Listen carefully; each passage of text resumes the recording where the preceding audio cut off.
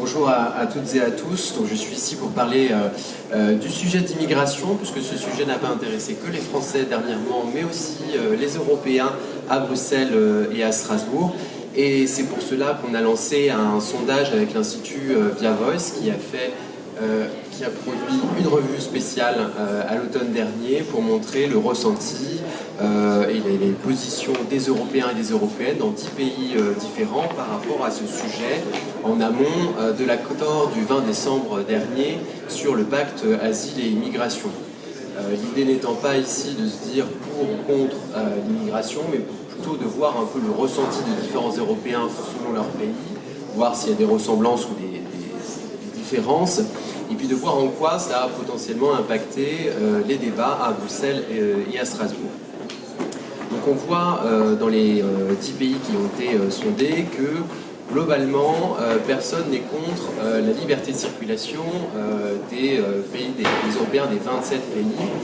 On fait bien la différence entre les citoyens qui ont la nationalité d'un des pays membres par rapport à ceux d'États tiers. Donc là-dessus, c'est très homogène sur les 10 pays qui ont été sondés.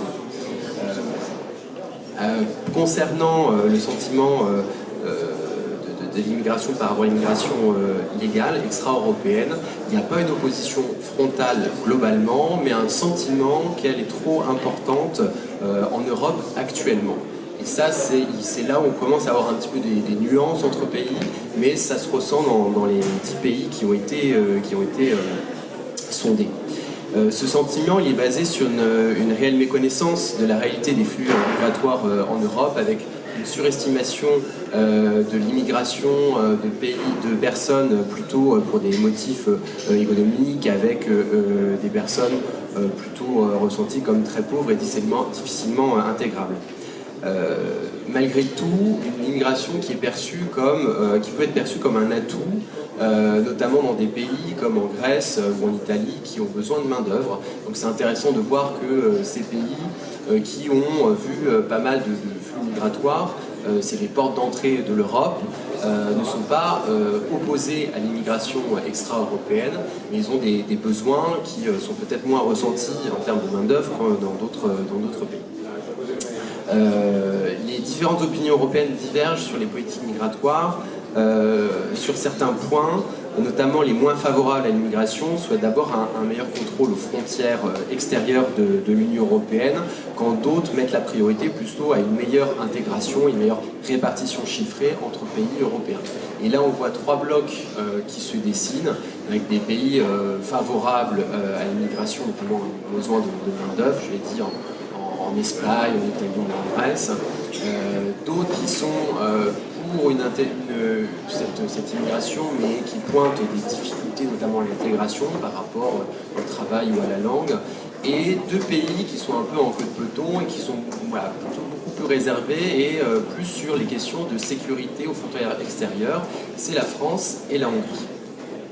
Et là-dessus, par rapport à ce que je vous disais sur la méconnaissance des flux migratoires, ce qu'on voit, c'est que quand on pose la question d'après vous, quel pays européen a accueilli le plus d'immigrés en 2022, quasiment tous répondent que c'est le leur. Donc ça ne peut pas être vrai partout, ça c'est pas possible, sachant que la bonne réponse entre guillemets sur cette question, c'est l'Allemagne qui a acquis le plus de migrants au sens large du terme bien entendu. Alors il y a quelques pays qui ont quand même eu la bonne réponse, c'est la France, la Hongrie, la Belgique et la Roumanie qui ont placé l'Allemagne en premier, mais ils se placent eux quand même en deuxième. Alors on voit par exemple avec la Hongrie qui est le pays qui a le moins accueilli de migrants, il se place quand même en deuxième pays selon eux. Donc c'est un ressenti, c'est comme ça, qui existe, mais qui est loin de la réalité, donc c'est assez intéressant de voir ça, parce que ça a forcément impacté les débats à Bruxelles et à Strasbourg, qui ont mené à un accord le 20 décembre dernier.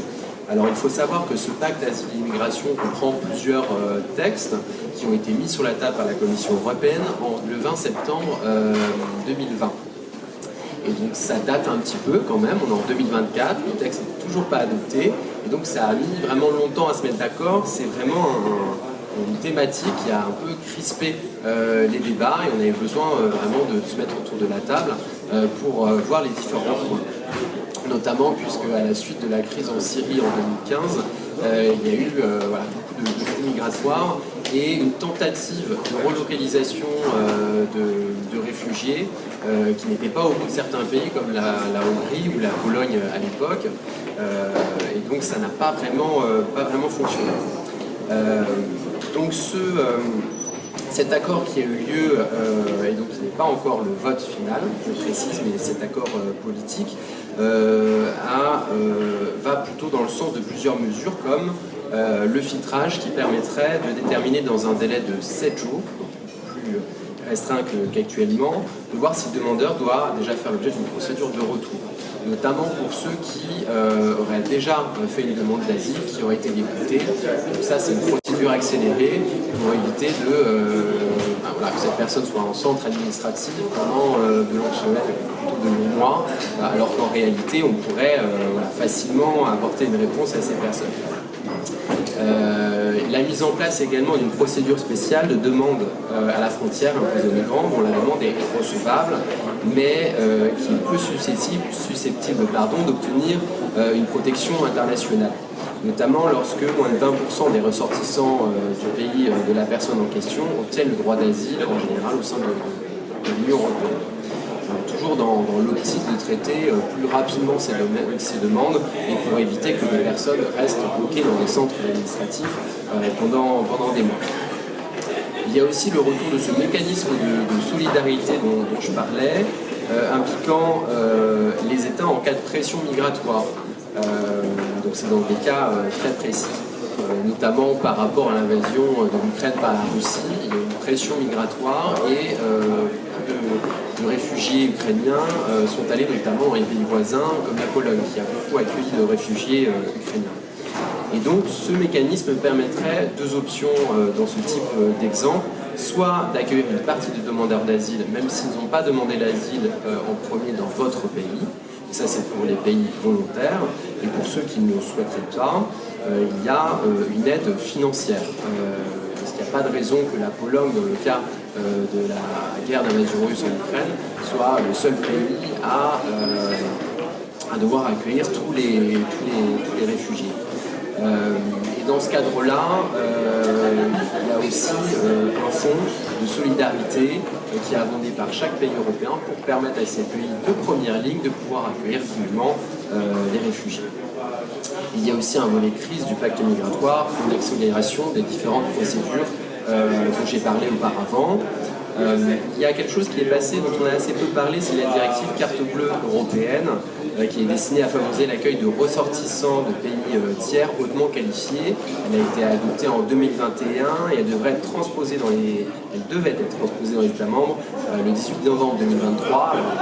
Un peu retard, mais en tout cas, ça devrait être en application pendant la green card aux États-Unis. Et peut-être aussi en complément, il y a une intensification des accords de réadmission avec des pays voisins de l'Union européenne, par exemple avec la Turquie ou le Liban. Le but, c'est de vraiment coopérer pour éviter des morts en Méditerranée. Pour ressortir quelques chiffres,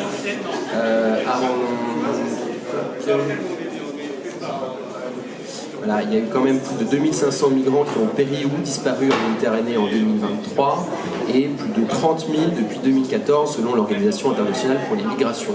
Donc ces accords avec les pays voisins sont pour viser d'éviter ce genre de situation dramatique qui nous concerne. Vous avez peut-être entendu parler du règlement Dublin et de la procédure Dublin qui avait été beaucoup remise en question lors de la crise d'accueil des réfugiés syriens. Le règlement Dublin, c'est la logique à partir du moment où une personne arrive sur un des pays de l'Union européenne, c'est ce pays qui doit traiter la demande. Et lorsque la personne arrive dans un autre pays européen, à ce moment-là, elle est renvoyée dans ce premier pays. Et c'est ce pays qui doit traiter la demande. Il a été tenté de casser un peu ce règlement pour avoir une autre procédure, mais ça n'a pas vraiment marché, on l'a vu après la crise d'accueil des réfugiés syriens. Mais avec ces différentes mesures de l'accord de décembre dernier, il s'agirait de ne pas le remettre complètement en cause, mais d'avoir des exceptions pour tenable pour les pays de premier accueil, puisque on voit, c'est souvent la Grèce, l'Italie, l'Espagne par exemple qui sont les premiers à accueillir les personnes, et c'est moins le Luxembourg qui traite toutes ces demandes. Donc il n'y a pas de raison, pour juste des questions de géographie, que les différents pays de l'Union européenne ne soient pas solidaires par rapport à ça. Et donc ces exceptions, c'est toutes les mesures que j'ai présentées en amont, qui n'obligent pas à accueillir des réfugiés sur son sol lorsqu'ils ont été, la demande a été traitée dans un pays, mais qui à minima montrent une solidarité au moins financière. Donc tout ça, c'est pour éviter de se retrouver dans cette situation qu'on a vécue et qu'on a vue à travers les médias, où les bateaux arrivent en Méditerranée, on ne sait pas quoi en faire, et il y a une guerre verbale en tout cas, entre chefs d'État et de gouvernement qui donne une mauvaise image de l'Union européenne.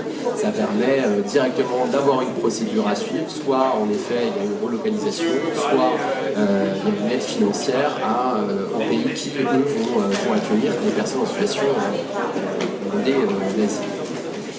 J'ai essayé de faire le plus court possible pour pouvoir laisser du temps aux questions.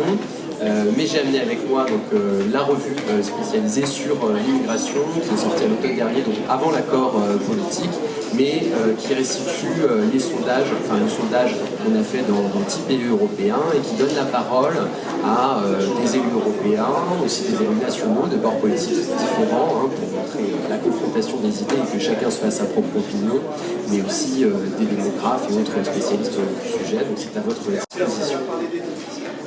Maintenant je vous laisse la parole si vous avez des questions.